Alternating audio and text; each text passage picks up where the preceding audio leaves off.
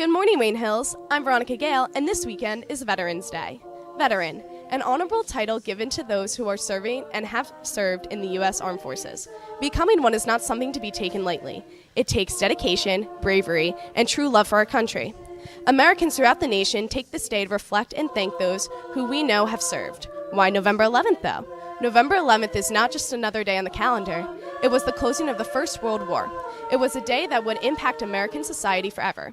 1 year later, in 1919, Woodrow Wilson declared the anniversary of the war's conclusion a day to commemorate all those who have gallantly fought in the war to end all wars. He named this new holiday Armistice Day.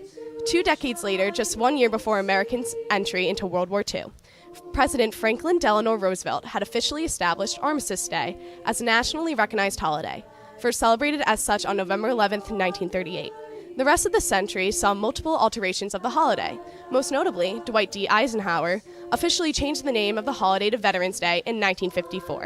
In 1971, Congress changed the date of the holiday to the fourth Monday in October with the passing of the Uniform Holiday Bill in 1968. However, President Gerald Ford changed the date back to the 11th of November in recognition to the historical significance of the date, and Veterans Day has been celebrated on that date ever since. Across the globe, other nations have also established days of remembrance. Sadly, Americans have slowly begun to disregard the very important holiday. We cannot let Veterans Day fade away. It enriches American society with profound respect for the heroes who have defended the nation's freedoms. We remember and honor all of our heroes on November 11th, as we shall do for many years to come. I think it's important that we celebrate Veterans Day, not only to remember the men and women who protect our country and put their lives on the line for our country, but perhaps more importantly, why they do that, why our country is worth fighting for and defending. Personally, I've never served, and I do not have a relative that has served, but I still feel it's just as important that those of us who've never served recognize both those who have served and remember the reasons that they've served. Veterans Day is a very important day in American history, and I would argue perhaps a little bit overlooked. Everything that we know, the lives that we live as Americans, we really are very fortunate to have these lives, and we have those lives thanks to the veterans that have come before us. The freedoms we have, the country that we live in, these are all things that have been ensured to us by the veterans.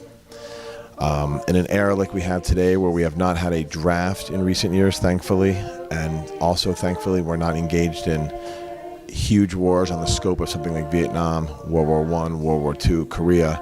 I think perhaps people at times forget about the sacrifice that the veterans have made for this country. I think days like Memorial Day also perhaps get overlooked a bit. But hopefully on Veterans Day, people will take a moment, reflect on all that the veterans have done for us. If you see a veteran, whether it's here at school or out in the world at large, perhaps just give them a quick thank you and remind them that we do appreciate all they have done for us. Good morning, Wayne Hills. So why is it important that we celebrate Veterans Day? Well, originally it was a celebration to the end of World War I. And, celebrating the end of conflict and humans fighting each other, I think, is always a wonderful cause. What does Veterans Day mean to me personally? Is a time that I remember some of the best people and best relationships that I formed, which was in the Army.